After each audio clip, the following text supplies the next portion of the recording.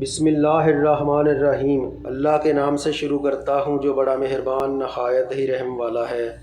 اللہ اور اس کے فرشتے نبی کریم صلی اللہ علیہ وسلم پر درود و سلام بھیجتے ہیں۔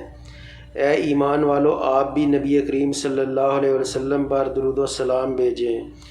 معراج کے واقعہ میں ہے کہ نبی کریم صلی اللہ علیہ وسلم براق پر سوار ہو کر بیت المقدس روانہ ہوئے تو سرکار دو عالم صلی اللہ علیہ وسلم کا فرمان علی شان ہے کہ میں بیت المقدس جاتے ہوئے حضرت موسیٰ علیہ السلام کی قبر کے پاس سے گزرا تو دیکھا کہ وہ اپنی قبر میں کھڑے نماز پڑھ رہے ہیں۔ سبحان اللہ۔ اس سے ظاہر ہوتا ہے کہ انبیاء علیہ السلام، صحابہ کرام رضی اللہ تعالیٰ عنہ اور اولیاء اللہ جو ہیں وہ زندہ ہوتے ہیں۔ ان کی زندگی کو اللہ بہتر جانتا ہے اور ان کو مردہ مت کہیں۔ اپنا بہت سا خیال رکھیں اور ہمیں اپنی نیک دعا میں یاد رکھیں۔ چینل کو سبسکرائب کریں، شیئر کریں، لائک کریں۔ اللہ حافظ۔